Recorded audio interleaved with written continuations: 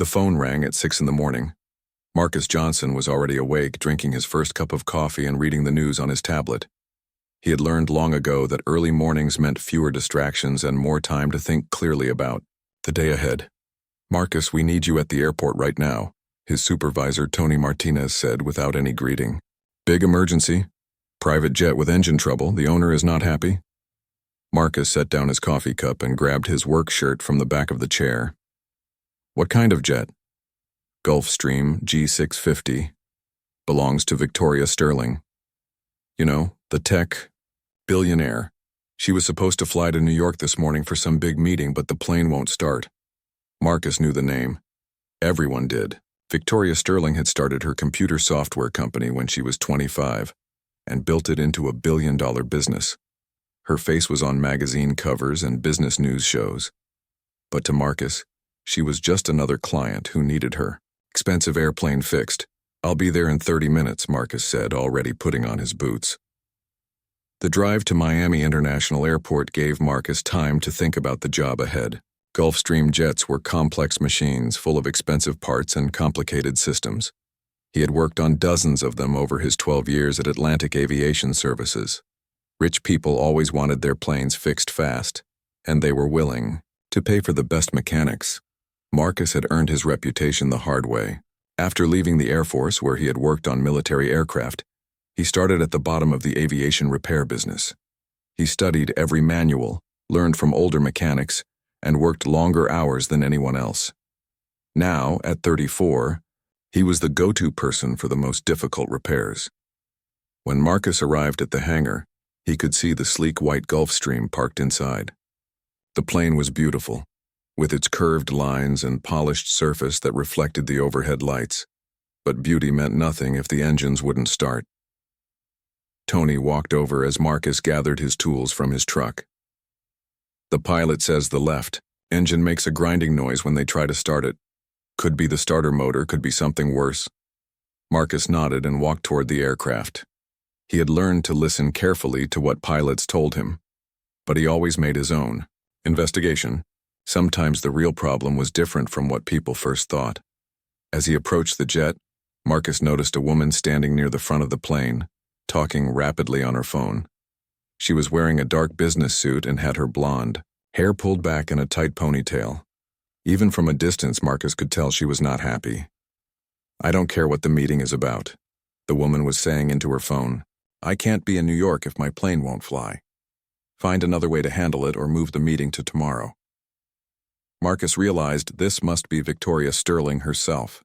Most wealthy plane owners never came to the hangar when their aircraft needed repairs. They usually sent assistants or just waited at home until someone called to say the plane was ready. Marcus opened his toolbox and pulled out a flashlight and some basic tools. He walked to the left side of the aircraft and opened the engine compartment.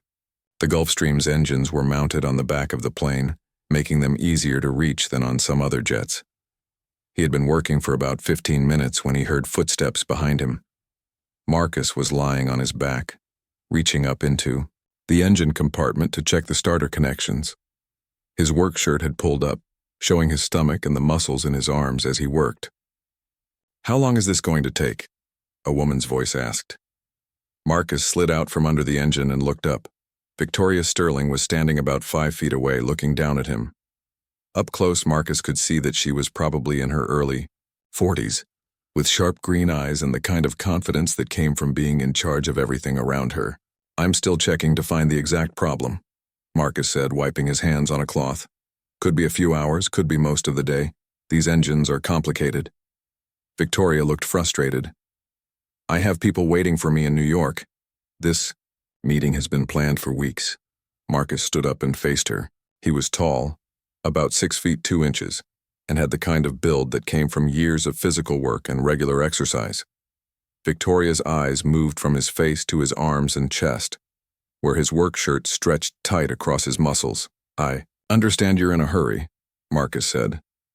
"But if I rush the job and miss something, your plane could have bigger problems later. Maybe even dangerous problems." Victoria stared at him for a moment. She was used to people doing exactly what she wanted when she wanted it, but something about Marcus's calm confidence made her pause. "What's your name?" she asked. "Marcus Johnson." "Well, Marcus Johnson, I've been flying for 15 years and I've never had a plane that couldn't be fixed in a couple of hours." Marcus smiled slightly. "Then you've been lucky. Or you've had simple problems. This one isn't simple." Victoria felt something strange happen in her chest. Most people became nervous when she showed her impatience. They stammered and promised to work faster and made excuses. Marcus just looked at her calmly and told her the truth. "I like your muscles," Victoria said suddenly. The words came out of her mouth before she could stop them. Marcus froze, his hands still holding the cloth he had been using to clean his tools. Victoria's face turned red as she realized what she had just said. For a moment, neither of them spoke. The hangar was quiet except for the sound of other mechanics working on different aircraft in the distance. "I mean," Victoria started, then stopped. She never lost control of conversations. She never said things without thinking first. But something about Marcus had caught her off guard. Marcus looked at her with surprise but not anger. "Thank you," he said simply. Victoria felt more embarrassed than she had in years. She was a billionaire CEO who gave speeches to thousands of people and negotiated deals worth millions of dollars. She did not lose her composure over a mechanic's muscles. "I should let you get back to work," Victoria said, taking a step backward. "Actually," Marcus said, "if you want to understand what's wrong with your plane, I can show you. It might help you plan your day better." Victoria hesitated. She had 3 phone calls to make and emails to answer. But something about Marcus's offer interested her. She had spent her whole career around computers and software. Mechanical things were different, more physical and direct. "Okay," she said. "Show me." Marcus walked over to the open engine compartment and pointed to a complicated assembly of wires and metal parts. Victoria followed him, standing close enough to see what he was showing her, but far enough away to avoid another embarrassing moment. "This is the starter motor," Marcus said, pointing to a cylindrical metal object about the size of a coffee can. "When you turn the key to start the engine, this motor turns the main engine until it can run on its own, like when you pedal a bicycle, to get it moving before you can coast." Victoria nodded. She understood the basic idea, even though she had never thought about how airplane engines actually started. "The problem is here," Marcus continued, pointing to where several wires connected to the starter motor. "These connections are corroded. When electricity tries to flow through them, it can't get through properly. That's what's making the grinding noise." Victoria leaned in closer to look. She could see green and white buildup around the metal connections, like rust, but different. "Is that dangerous?" she asked. "Not dangerous, but it will get worse if we don't fix it. Eventually, the starter won't work at all, and your engine won't start." Marcus pulled out a small brush and began cleaning the corroded connections. His movements were careful and precise. Victoria watched his hands as he worked, noticing how gentle he was with the expensive parts even though his hands were strong and rough from years of mechanical work. "How did you learn to do this?" Victoria asked. "Air Force," Marcus said without looking up from his work. "Spent 8 years working on military planes. They're different from civilian aircraft, but the basic principles are the same." "Why did you leave the military?" Marcus paused and looked at her. Most wealthy clients didn't ask personal questions. They just wanted their planes fixed so they could go back to their important lives. "I wanted to start my own life," Marcus said. "The military was good to me, but I wanted to make my own choices about where to live and what to do." Victoria understood that feeling. She had left her comfortable job at a big software company to start her own business, even though everyone told her it was too risky. Marcus continued cleaning the connections while Victoria watched. She found herself fascinated by the process. In her world of computer programming and business meetings, problems were solved with numbers and logic and phone calls. This was different. This required physical skill and patience and understanding how mechanical things actually worked. "Can I help?" Victoria asked suddenly. Marcus looked surprised. "You want to help fix your own airplane?" "I want to understand how it works. I spend my life in meetings and looking at computer screens. This is real." Marcus thought for a moment. He had never had a billionaire ask to help with mechanical work, but Victoria seemed genuinely interested, not just bored or trying to make conversation. "Okay," Marcus said, "but you'll need to change clothes. That business suit will get dirty, and those shoes aren't safe around aircraft equipment." Victoria looked down at her expensive outfit. She had packed casual clothes for her trip to New York, but they were in her luggage on the plane. "I think there are some coveralls in the office that might fit you," Marcus said. "And safety boots." 10 minutes later, Victoria returned wearing blue work coveralls that were too big for her, and heavy black boots that felt strange on her feet. She had pulled her hair back into a ponytail and washed the makeup off her face. Marcus almost didn't recognize her. "I look ridiculous," Victoria said. "You look like someone ready to work," Marcus replied. For the next 2 hours, Marcus taught Victoria about airplane engines. He showed her how to identify different parts, how to check fluid levels, and how to spot signs of wear and damage. Victoria asked hundreds of questions, and Marcus answered each one patiently. Victoria was surprised by how much she enjoyed learning about mechanical systems. Her mind, trained by years of analyzing complex software problems, quickly grasped the logical connections between different engine components. "This is like debugging computer code," Victoria said as she helped Marcus test electrical connections. "You have to trace the problem back to its source." "Exactly," Marcus said. "Except when a computer program crashes, nobody gets hurt. When an airplane engine fails, people can die." The seriousness in Marcus's voice reminded Victoria that this wasn't just an interesting hobby. Lives depended on the work Marcus did every day. As they worked together, Victoria began to see Marcus differently. At first, she had noticed his physical appearance, his strong arms and confident manner, but now she saw his intelligence, his dedication to doing quality work, and his genuine care for safety. Marcus was also seeing Victoria in a new way. When she first arrived at the hangar, she had seemed like every other demanding wealthy client. But working beside her, he saw her curiosity, her quick mind, and her willingness to get her hands dirty to understand something new. By noon, they had finished repairing the starter motor. Marcus closed the engine compartment and walked to the cockpit to test the repair. Victoria followed, climbing into the co-pilot seat. "Ready?" Marcus asked, his hand on the engine start switch. Victoria nodded, feeling more excited than she had in months. Marcus flipped the switch. The left engine turned over smoothly without any grinding noise. Within seconds, it was running perfectly. "We did it," Victoria said, grinning. "You did good work," Marcus said. "Most people don't have the patience to learn this stuff." Victoria felt proud in a way that was different from her business successes. She had actually fixed something with her own hands. As they climbed out of the cockpit, Victoria realized that her important meeting in New York seemed less urgent than it had that morning. She checked her phone and saw dozens of missed calls and text messages from her assistant and board members.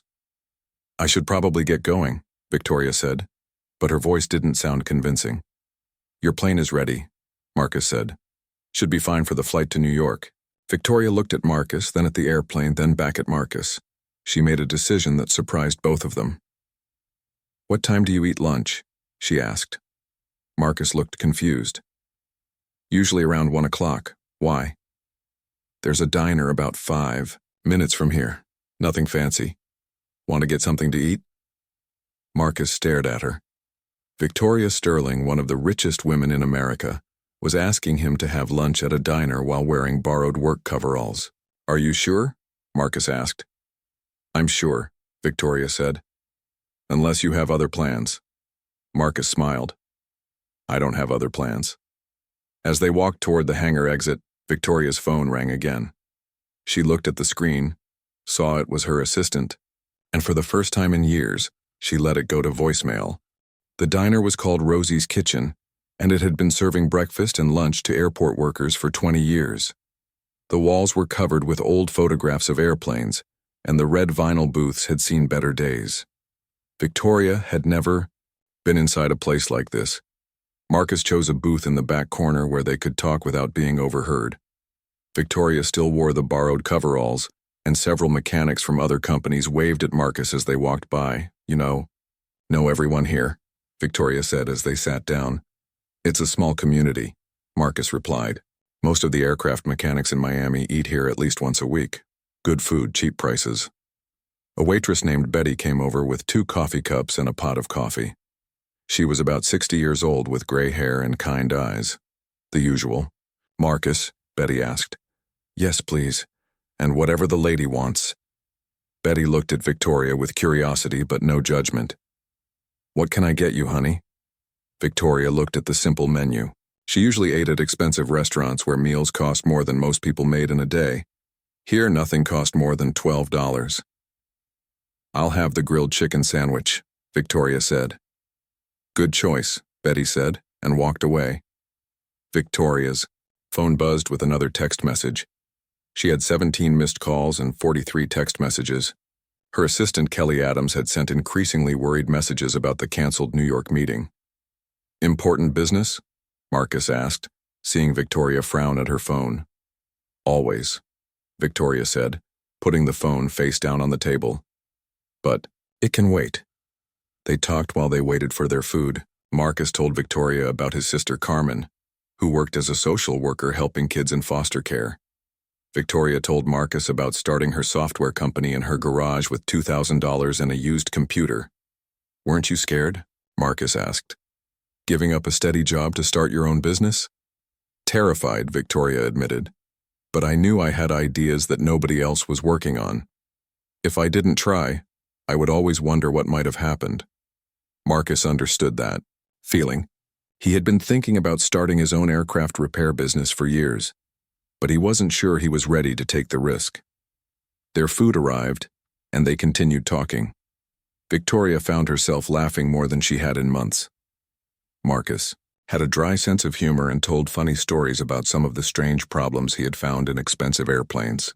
One time, a guy's jet wouldn't start because a family of mice had built a nest in the air filter, Marcus said. The owner spent $100,000 flying mechanics all over the country trying to figure out what was wrong. Victoria laughed. In my business, we call that user error. They were finishing their meal when Victoria's phone rang. The caller ID showed Kelly Adams, her assistant. I should probably take this, Victoria said apologetically. Victoria, where are you? Kelly's voice was loud enough for Marcus to hear. The board meeting was moved to this afternoon, and Mr. Patterson is asking questions about why you missed the New York meeting. Tell him I had an equipment emergency, Victoria said. Are you still at the airport? I can send a car to pick you up. Victoria looked at Marcus, who was politely pretending not to listen to the conversation. I'm having lunch. I'll be back to the office in a couple hours. Lunch? Victoria, it's almost 3 o'clock. You never eat lunch this late. Kelly, I'll call you back, Victoria said and hung up. Marcus could see that Victoria was torn between her business world and this unexpected afternoon with him. You should probably go, Marcus said. Sounds like important people are looking for you. Victoria stared at her phone, then at Marcus. They're always looking for me. That's the problem with being in charge of everything. People think you don't have a right to your own life. But this is your life, Marcus said gently. Your company. Your responsibility. Victoria nodded, but she didn't get up to leave. Instead, she asked Marcus more questions about his work, his dreams, his family. She seemed genuinely interested in his answers. Marcus found himself opening up to Victoria in ways he rarely did with people he had just met. Maybe it was because she seemed so different from her business persona, or maybe it was because she listened carefully to everything he said. As the afternoon stretched on, other customers came and went. Betty refilled their coffee cup several times and winked at Marcus when Victoria wasn't looking. I should ask you something, Victoria said suddenly. Are you married? Do you have a girlfriend? Marcus smiled. No and no. You? No husband. No boyfriend, no time for either. That sounds lonely. Victoria considered this. I thought I was too busy to be lonely, but sitting here with you I realize I've been lonely for a long time. Marcus felt something shift in his chest. This beautiful, successful woman was telling him things she probably didn't tell many people. Victoria, Marcus said carefully, we come from very different worlds. I know, Victoria said. Does that bother you? Marcus thought about his small apartment, his truck that was 8 years old, his simple life working with his hands. Then he thought about Victoria's billion-dollar company, her private jet, her world of business deals and celebrity friends. It should bother me, Marcus said honestly. But right now, it doesn't. Victoria smiled. It was the first completely natural smile Marcus had seen from her. They finally left the diner at 4:30. In the parking lot, Victoria looked at her plane, then at Marcus. I don't want this to end, she said. It doesn't have to, Marcus replied. Victoria pulled out her business card and wrote her personal phone number on the back. Call me, she said, but not at work. This number goes directly to my personal phone. Marcus took the card and put it carefully in his wallet. I will, he said. Victoria got into her jet and flew to New York for a rescheduled meeting. Marcus went back to work on other airplanes, but both of them kept thinking about their unexpected afternoon together. That evening, Marcus called his sister Carmen to tell her about his unusual day. A billionaire? Carmen said. Marcus, be careful. Rich people live in a different world. They play by different rules. I know, Marcus said. But she didn't seem like other rich people. They never do at first, Carmen warned. Just promise. Me, you'll be smart about this, Marcus promised. But he was already planning when to call Victoria's personal number. 3 weeks had passed since Marcus and Victoria first met at the airport. They had been meeting secretly, usually at small restaurants far from downtown Miami, where Victoria's wealthy friends would never go. Marcus showed Victoria parts of the city she had never seen, and Victoria shared stories about building her business that she had never told anyone. On a Thursday evening, they were having dinner at a quiet Cuban restaurant when Marcus noticed a man at a nearby table taking pictures with his phone. The man was trying to be sneaky, but Marcus had learned to pay attention to his surroundings during his military years. Don't turn around, Marcus said quietly. But I think someone is taking pictures of us. Victoria's face went pale. She had been so careful to keep their meetings private. Her company's public relations team had strict rules about her personal life appearing in the media. Are you sure? Victoria asked. Marcus nodded toward the window. Outside, he could see a woman with a large camera sitting in a parked car. We should leave, Victoria said, reaching for her purse. But it was too late. The next morning, photos of Marcus and Victoria holding hands across the table were on the front page of 3 different gossip websites. The headlines were not kind. Billionaire, CEO's secret romance with airport mechanic. Victoria Sterling's new love interest from boardroom to garage. Sterling Industries stock drops. As CEO spotted with blue-collar boyfriend. Marcus saw the photos when his friend Andre Williams called him at 6 in the morning. Marcus, you need to see this, Andre said. You're all over the internet. Marcus looked at his phone and felt his stomach sink. The photos made their quiet dinner look like a scandal. The articles suggested that Victoria was going through some kind of mental breakdown or midlife crisis. At her downtown office, Victoria was dealing with an emergency meeting of her board of directors. The company's stock price had dropped 5% in early trading, and several major investors were asking questions. Victoria, we need to discuss how this situation affects the company's image, said board member Richard Barnes, a gray-haired man who had never liked Victoria's direct management style. My personal life is not the company's business, Victoria said firmly. It is when it affects our stock price, Barnes replied. Our investors expect stability and good judgment from our leadership. Victoria's assistant Kelly sat in the corner, frantically answering phone calls from reporters wanting comments about the relationship. The media is calling non-stop, Kelly whispered during a break in the meeting. They want to know everything about this Marcus Johnson. They're asking about his background, his family, his finances.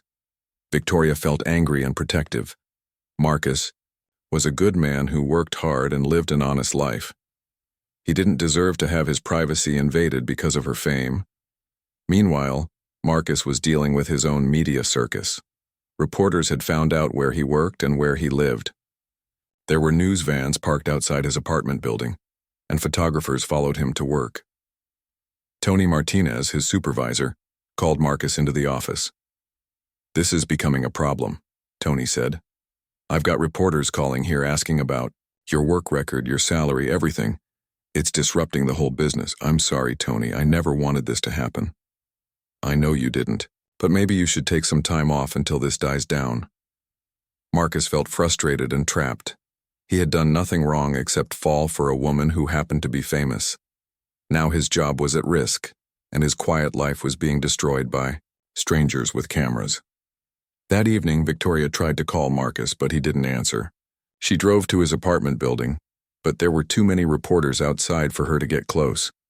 She finally reached him by calling the garage where he sometimes worked on his own car. "Marcus, we need to talk," Victoria said. "I don't think that's a good idea," Marcus replied. "Every time we're seen together, it makes things worse for both of us. I don't care what the media says, but I do. This morning, a reporter knocked on my sister's door asking questions about our family. Carmen was scared. She thought something had happened to me." Victoria felt terrible. She had not thought about how the attention would affect Marcus's family. "I can hire security for your sister," Victoria offered. "You don't understand," Marcus said. "I don't want to live in a world where my sister needs security guards because of who I'm dating." For 2 weeks, Marcus and Victoria didn't see each other or talk on the phone. Marcus went to work early and left late, trying to avoid the reporters who still occasionally showed up. Victoria threw herself into business meetings and conference calls, trying to ignore the empty feeling in her chest. The media attention slowly died down, but the damage was done. Victoria's board continued to question her judgment, and Marcus felt like his normal life had been destroyed. Carmen visited Marcus at his apartment on a Sunday afternoon. She could see that her brother was miserable. "You really care about her, don't you?" Carmen asked. "It doesn't matter," Marcus said. "We're from different worlds. Maybe everyone was right about that." "Marcus, I've never seen you this happy with anyone. Don't let other people's opinions make your decisions for you." "It's not just opinions, Carmen. Her company's stock price dropped because she was seen with me. My boss asked me to take time off because reporters were disrupting the business. This isn't just about us anymore." Carmen sat down next to her brother. "When you were in the Air Force, did you let other people tell you that you couldn't fix the most complicated aircraft?" "That's different." "No, it's not. You've always been willing to work harder than everyone else to get what you wanted. Why is this different?" Marcus didn't have a good answer. That same evening, Victoria was in her office working late when Kelly knocked on the door. "There's someone here to see you," Kelly said. "Marcus Johnson. He says it's important." Victoria's heart jumped. She hadn't expected to see Marcus again.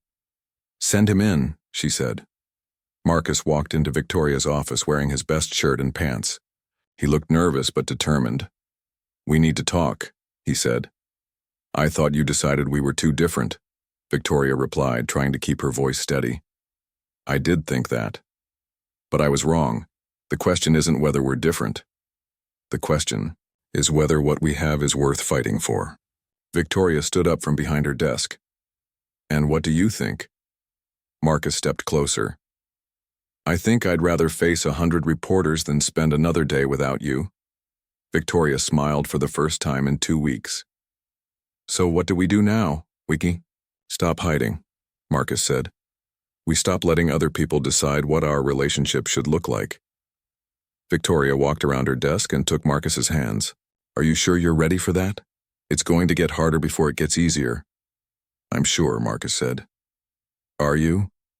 Victoria kissed him, not caring that Kelly was probably watching through the glass door of the office. "I'm sure," she said. 6 months after their first public appearance together, Marcus and Victoria had learned to live with the attention that came with their unusual relationship. The initial media storm had calmed down, but photographers still followed them occasionally, and business magazines continued to write articles about their romance. Victoria had made an important decision about her company. During a board meeting in December, she addressed the ongoing questions about her personal life directly. "I want to be clear about something. Victoria told the 12 board members sitting around the conference table. My relationship with Marcus Johnson is not a publicity stunt, a midlife crisis, or a business mistake. It's a personal choice based on love and respect. Anyone who has a problem with that is welcome to sell their shares. Richard Barnes, who had been the most vocal critic, shifted uncomfortably in his seat. Victoria, we're just concerned about the company's image. Our company's image should be based on the quality of our products and the success of our business, Victoria replied. Last quarter, we had our highest profits in company history. That's what matters to our investors, not who I have dinner with. The board voted to support Victoria's leadership, and the company's stock price reached an all-time high 2 weeks later. Victoria had proven that her personal happiness didn't hurt her professional abilities. Marcus had also made important changes in his life. With Victoria's encouragement and financial backing, he had started his own aircraft maintenance business. Johnson Aviation Services operated out of a small hangar at a private airport outside Miami. I can't take your money, Marcus had said, when Victoria first offered to help him start the business. It's not charity, Victoria replied. It's an investment. I believe in your skills, and I need someone I trust to maintain my aircraft. Marcus's new business grew quickly. Word spread among wealthy aircraft owners that Johnson Aviation Services provided excellent work with personal attention to detail. Marcus hired 3 other mechanics, including his friend Andre Williams. I never thought I'd be working for you, Andre joked as they worked on a client's helicopter. You're not working for me, Marcus replied. You're working with me. There's a difference.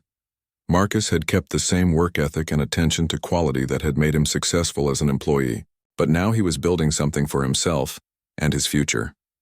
On a warm evening in March, exactly 1 year after they had first met, Marcus asked Victoria to meet him at the original hangar where he had been working on her jet. Victoria arrived, to find the hangar decorated with simple white lights and flowers. Marcus was waiting beside the same Gulfstream jet where they had first talked. He was wearing a dark suit instead of his usual work clothes, and he looked nervous. What's all this? Victoria asked, looking around at the decorations. This is where we met, Marcus said. This is where you told me you liked my muscles. Victoria laughed and blushed, remembering that embarrassing moment that had started everything. Marcus took her hands and looked into her eyes. Victoria, this past year has been the best year of my life. You've made me believe I can do things I never thought possible. Marcus, what are you doing? Marcus got down on one knee and pulled out a small velvet box. I made this myself, he said, opening the box to show a ring. The gold came from recycled aircraft parts, and the diamond is set in a band that looks like airplane engine components. Victoria stared at the ring. It was unlike any engagement ring she had ever seen.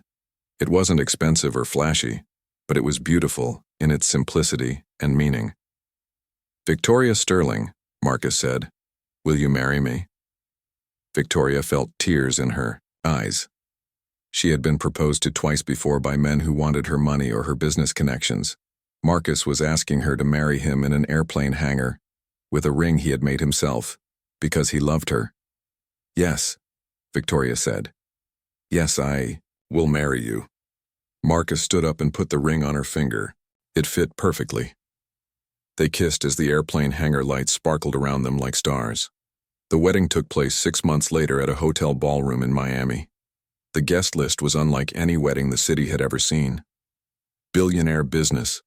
Executives sat next to aircraft mechanics. Victoria's college friends mixed with Marcus's military buddies.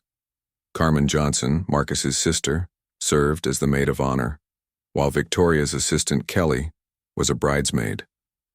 Andre Williams gave a Wanyoyawi speech about how Marcus had always been the most honest and hardworking person he knew. Victoria's best friend from college, Lisa Chen, told stories about how Victoria had always said she was too busy for love until she met the right person. They come from different worlds, Lisa said during her speech, but they've created a new world together. The wedding pictures showed Marcus in a black tuxedo and Victoria in a simple white dress, both of them smiling like they had never been happier. After their honeymoon in Italy, Marcus and Victoria settled into married life. Victoria kept her office downtown, but she also spent time at Marcus's hangar, learning more about aircraft maintenance and helping with the business side of Johnson Aviation Services. They bought a house together in a quiet neighborhood halfway between Victoria's corporate world and Marcus's working-class roots. The house had a large garage where Marcus could work on personal projects and a home office where Victoria could handle business calls. 1 year after their wedding, they started the Sterling Johnson Foundation, a charity that provided scholarships for young people who wanted to study aviation maintenance or computer programming, but couldn't afford the training. "We want to help kids who have the skills and the drive but not the opportunities," Victoria explained to a reporter from a business magazine.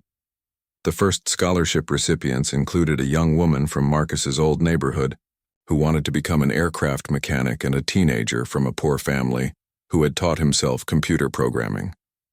Marcus and Victoria attended the scholarship ceremony together, watching as 12 young people received money to pursue their dreams.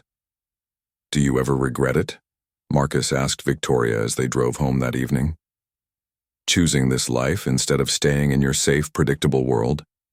Victoria reached over and took his hand. "Never," she said. "My old life was successful, but it wasn't happy. This life is both."